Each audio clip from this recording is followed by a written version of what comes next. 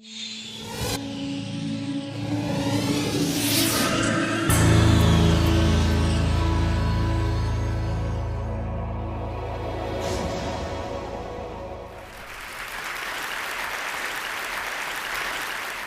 I want to start by offering you a free, no-tech life hack.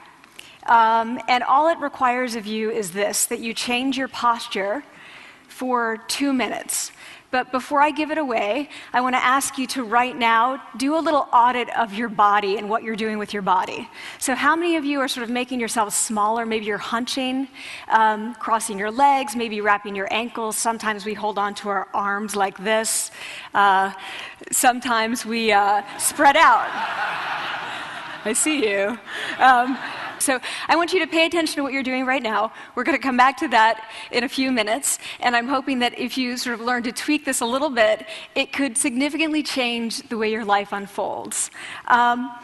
So we're really fascinated with body language, and we're particularly interested in other people's body language. You know, we're interested in, like, you know, an awkward interaction, or a smile, or a contemptuous glance, or maybe a very awkward wink, or maybe even something like a handshake. Here they are arriving at number 10, and look at this lucky policeman gets to shake hands with the President of the United States. Oh, and here comes the Prime Minister of it. No.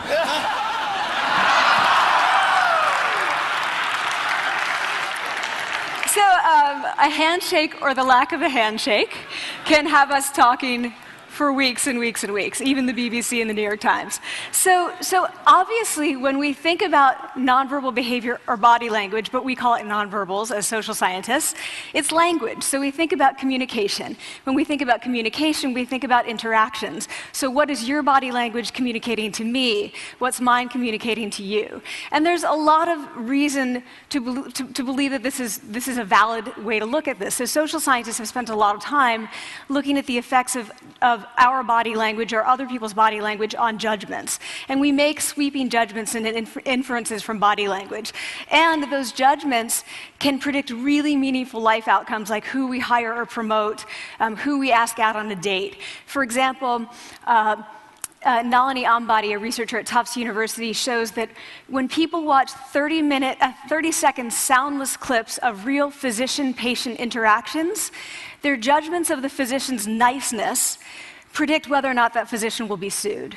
So it doesn't have to do so much with whether or not that physician was incompetent, but do we like that person and how they interacted? Even more dramatic, Alex Todorov at Princeton has shown us that judgments of political candidates' faces in just 1 second predict 70% of US Senate and gubernatorial race outcomes. And even, let's go digital, emoticons used well in online negotiations can lead you to claim more value from that negotiation. If you use them poorly, bad idea, right? So when we think of nonverbals, we think of how we judge others, how they judge us, and what the outcomes are. We tend to forget, though, the other audience that's influenced by our nonverbals, and that's ourselves. We are also influenced by our nonverbals, our thoughts and our feelings and our physiology. So what nonverbals am I talking about? I'm a social psychologist, I study prejudice, and I teach at a competitive business school. So it was inevitable that I would become interested in power dynamics. I became especially interested in nonverbal expressions of power and dominance.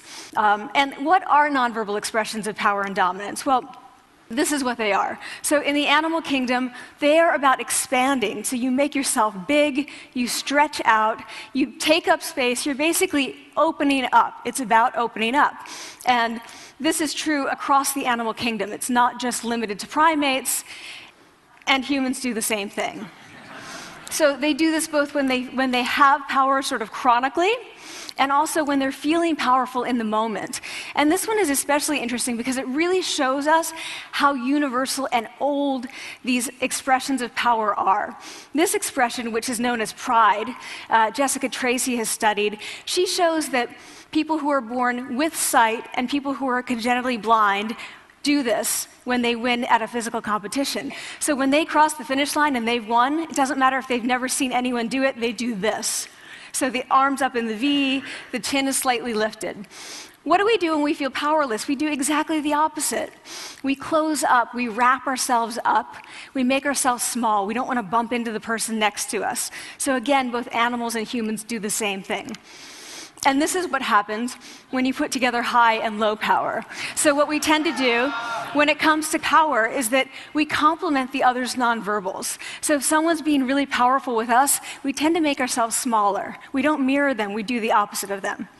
So I'm watching this behavior in the classroom, and what do I notice? I notice that MBA students really exhibit the full range of power nonverbals. So you have people who are like caricatures of alphas, like really coming into the room, they get right into the middle of the room, before class even starts, like they really want to occupy space. When they sit down, they're sort of spread out, they raise their hands like this. You have other people who are virtually collapsing when they come in. As soon as they come in, you see it. You see it on their faces and their bodies, and they sit in their chair and they make themselves tiny, and they go like this when they raise their hand. I noticed a couple things about this. One, you're not going to be surprised, it seems to be related to gender. So, women are much more likely to do this kind of thing than men. Women feel chronically less powerful than men, so this is not surprising. But the other thing I noticed is that it also seemed to be related to the extent to which the students were participating and how well they were participating. And this is really important in the MBA classroom because participation counts for half the grade. So business schools have been struggling with its gender grade gap. You get these equally qualified women and men coming in, and then you get these differences in grades, and it seems to be partly attributable to participation. So I started to wonder, okay, so you have these people coming in like this, and they're participating. Is it possible that we could get people to fake it, and would it lead them to participate more? So my main collaborator, Dana Carney, who's at Berkeley, and I really wanted to know, can you fake it till you make it? Like, can you do this just for a little while and actually experience a behavioral outcome that makes you seem more powerful? So we know that our nonverbals govern how other people think and feel about us. There's a lot of evidence, but our question really was, do our nonverbals govern how we think and feel about ourselves? There's some evidence that they do. So, for example, when we smile when we feel happy, but also when we're forced to smile by holding a pen in our teeth like this, it makes us feel happy. So it goes both ways. When it comes to power, it also goes both ways. So when you feel powerful, you're more likely to do this, but it's also possible that when you pretend to be powerful, you are more likely to actually feel powerful. So the second question really was, so we know that our minds change our bodies, but is it also true that our bodies change our minds? And when I say minds, in the case of the powerful, what am I talking about? So I'm talking about thoughts and feelings and the sort of physiological things that make up our thoughts and feelings, and in my case, that's hormones. I look at hormones. So what do the minds of the powerful versus the powerless look like? So powerful people tend to be, not surprisingly, more assertive and more confident, more optimistic. They actually feel that they're going to win even at games of chance. They also tend to be able to think more abstractly. So there are a lot of differences. They take more risks. There are a lot of differences between powerful and powerless people. Physiologically, there also are differences on two key hormones, testosterone, which is the dominance hormone, and cortisol, which is the stress hormone. So what we find is that high-power alpha males in primate hierarchies have high testosterone and low cortisol, and powerful and effective leaders also have high testosterone and low cortisol. So what does that mean? When you think about power, people tended to think only about testosterone because that was about dominance. But really, power is also about how you react to stress. So do you want the high-power leader that's dominant, high on testosterone, but really stress reactive? Probably not, right? You want the person who's powerful and assertive and dominant, but not very stress reactive, the person who's laid back. So we know that in primate hierarchies, if an alpha needs to take over, if an individual needs to take over an alpha role sort of suddenly, within a few days, that individual's testosterone has gone up significantly and his cortisol has dropped significantly. So we have this evidence, both that the body can shape the mind, at least at the facial level, and also that role changes can shape the mind. So what happens, okay, you take a role change, what happens if you do that at a really minimal level, like this tiny manipulation, this tiny intervention? For 2 minutes you say, I want you to stand like this, and it's going to make you feel more powerful. So this is what we did.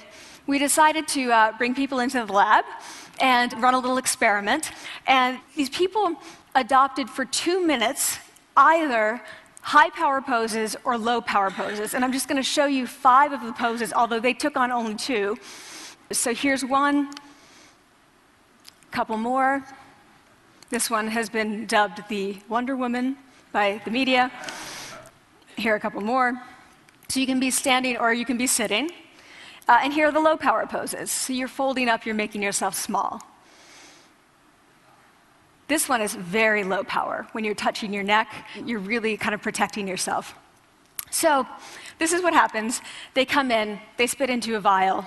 We, for 2 minutes, say, you need to do this or this. They don't look at pictures of the poses. We don't want to prime them with the concept of power. We want them to be feeling power, right? So 2 minutes they do this. We then ask them, how powerful do you feel on a series of items? And then we give them an opportunity to gamble. And then we take another saliva sample. That's it. That's the whole experiment. So this is what we find. Risk tolerance, which is the gambling. What we find is that when you're in the high power pose condition, 86% of you will gamble. When you're in the low power pose condition, only 60%. And that's a pretty whopping significant difference. Here's what we find on testosterone. From their baseline when they come in, high power people experience about a 20% increase, and low power people experience about a 10% decrease. So again, 2 minutes and you get these changes. Here's what you get on cortisol.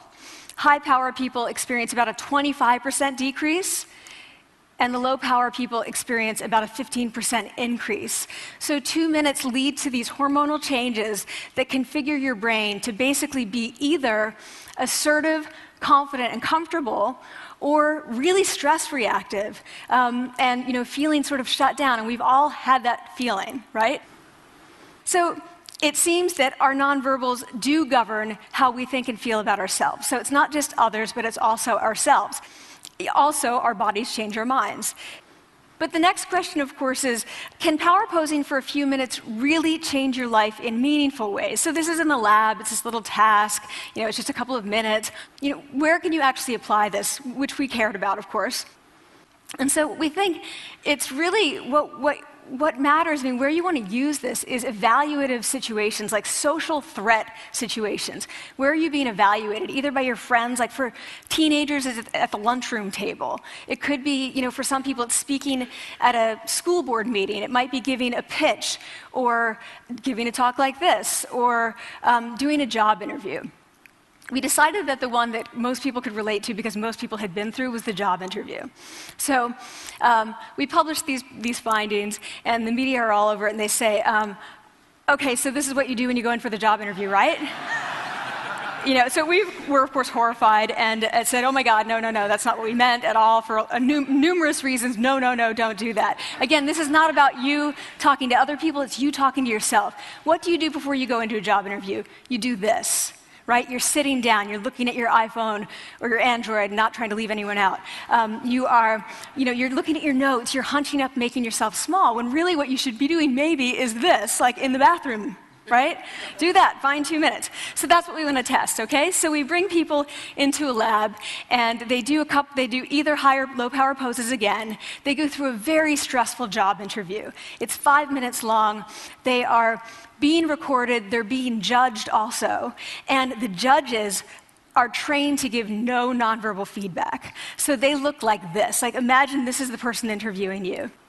So for 5 minutes, nothing. And this is worse than being heckled. People hate this. It's what Marianne LaFrance calls standing in social quicksand. So this really spikes your cortisol. So this is the job interview we put them through, because we really wanted to see what happened. We then have these coders look at these tapes, 4 of them. They're blind to the hypothesis, they're blind to the conditions. They have no idea who's been posing in what pose. And they end up looking at these sets of tapes and they say, oh, we want to hire these people, all the high power posers. We don't want to hire these people. We also evaluate these people much more positively overall. But what's driving it? It's not about the content of the speech. It's about the presence that they're bringing to the speech. We also, because we rate them on all these variables related to sort of competence, like how well structured is the speech? How good is it? What are their qualifications? No effect on those things. This is what's affected, these kinds of things. People are bringing their true selves, basically. They're bringing themselves. They bring their ideas, but as themselves, with no residue over them. So this is what's driving the effect or mediating the effect. So when I tell people about this, that our bodies change our minds and our minds can change our behavior and our behavior can change our outcomes, they say to me, it feels fake, right? So I said fake it till you make it. Like, it's not me. Like, I don't want to get there and then still feel like a fraud. I don't want to feel like an imposter. I don't want to get there only to feel like I'm not supposed to be here. And that really resonated with me because I want to tell you a little story about being an imposter and feeling like I'm not supposed to be here. When I was 19, I was in a really bad car accident. I was thrown out of a car, rolled several times. I was thrown from the car, and I woke up in a head injury rehab ward. And I had been withdrawn from college, and I learned that my IQ had dropped by 2 standard deviations, which was very traumatic. I knew my IQ because I had identified with being smart, and I had been called gifted as a child. So I'm taken out of college. I keep trying to go back. They say, you're not going to finish college. Like, just, there are other things for you to do, but that's not going to work out for you. So I really struggled with this. And I have to say, having your identity taken from you, your core identity, and for me it was being smart, having that taken from you, there's nothing that leaves you feeling more powerless than that. So I felt entirely powerless. I worked and worked and worked, and I got lucky and worked and got lucky and worked. Eventually I graduated from college. It took me 4 years longer than my peers. And I convinced someone, my angel advisor, Susan Fisk, to take me on. And so I ended up at Princeton, and I was like, I am not supposed to be here. I am an imposter. And the night before my first year talk, and the first year talk at Princeton is a 20-minute talk to 20 people. That's it. I was so afraid of being found out the next day that I called her and said, I'm quitting. She was like, you are not quitting, because I took a gamble on you and you're staying. You're going to stay, and this is what you're going to do. You're going to fake it. You're going to do every talk that you ever get asked to do. You're just going to do it and do it and do it, even if you're terrified and just paralyzed and having an out-of-body experience, until you have this moment where you say, oh my gosh, I'm doing it. Like, I have become this. I am actually doing this. So that's what I did. 5 years in grad school. A few years, I'm at Northwestern. I moved to Harvard. I'm at Harvard. I'm not really thinking about it anymore, but for a long time I had been thinking, not supposed to be here, not supposed to be here. So at the end of my first year at Harvard, a student who had not talked in class the entire semester, who I had said, look, you got to participate or else you're going to fail, came into my office. I really didn't know her at all. And she came in totally defeated, and she said, I'm not supposed to be here.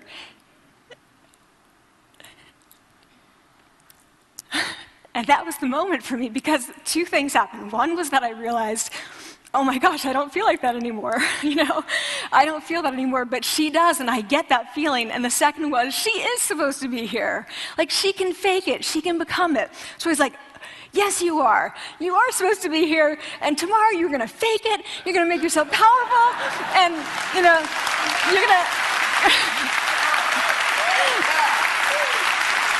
and you're going to go into the classroom, and you are going to give the best comment ever, And she gave the best comment ever. And people turned around, they were like, oh my God, I didn't even notice her sitting there, She comes back to me months later, and I realized that she had not just faked it till she made it, she had actually faked it till she became it.